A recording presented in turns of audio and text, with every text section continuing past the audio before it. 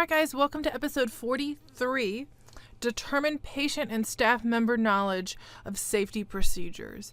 So this is important, very important. I mean, I know that you're probably getting tired of me saying that, but as I just work through all of these points on the NCLEX, I'm realizing just how applicable they are to everyday nurse stuff. Might not be relevant each day, but big picture wise, man, all this stuff is important. So, safety procedures, there's various things that can occur on a unit that you need to know how to deal with.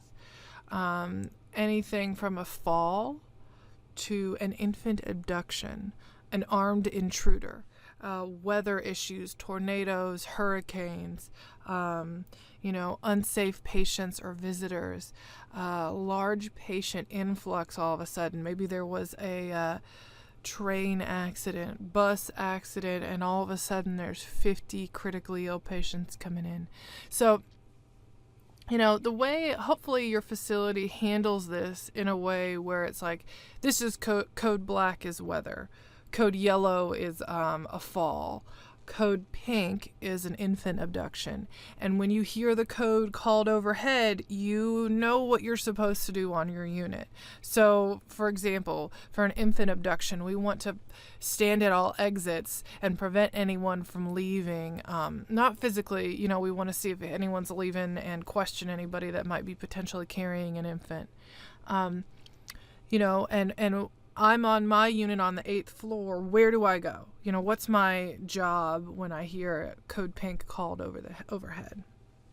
Same thing with patients. Hey, there's a tornado or there's a hurricane. I'm recording this of fall 2016. Hurricane Matthew just swept through. What did those nurses and staff members and patients at those hospitals, in the way of that hurricane, what did they do? And so they have a code that's called, and they have a systematic way of either securing patients where they are or relocating them. So the important thing is to know what the codes are, and know what the potential safety issues and procedures are, and what do I do as a staff member on this unit when that occurs. Some hospitals and facilities will run drills. I was at a facility where they did a drill on an armed intruder. It's been after some of these mass shootings and felt like, hey, we're a hospital in a larger area. We need to be prepared for this. So they did something where they had someone and they involved the community, involved the patients, and hey, we're going to have this person going through the units and we're going to pretend like they're armed and dangerous. And so people would barricade the door or do whatever to say, hey, if this happens, this is where you go. This is what you do. Really helps people be prepared for those kinds of situations. So make sure you're participating in drills and know what you need to do, not only for the safety of the patients, but your safety as well.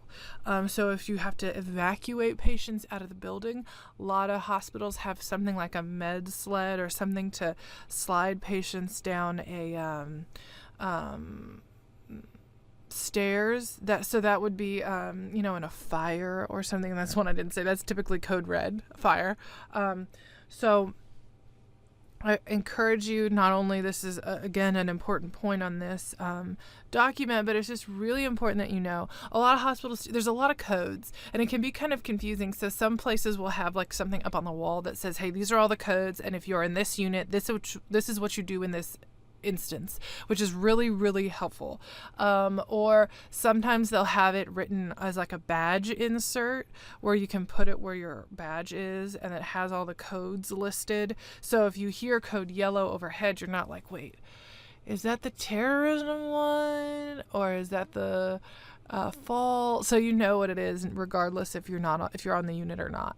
So that concludes episode 43, Determine Patient and Staff Member Knowledge of Safety Procedures. This has been another episode of the unofficial NCLEX Prep Podcast. To get the massive PDF guide that goes along with this podcast, head over to nrsng.com/NCLEX-Prep.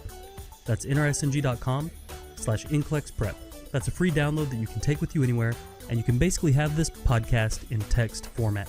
Our goal here at NRSNG.com is to give you the tools and the confidence that you need to succeed in nursing school, on the NCLEX, and in your life as a nurse. We want you to succeed, and we want you to become part of this movement of nurses that is dedicated and motivated to learning and becoming the best nurse that they can possibly be. My name is John Haas, RN CCRN, and I'm the founder of NRSNG.com, and I sincerely thank you for being here, and I'm so proud of you for taking this step in your journey.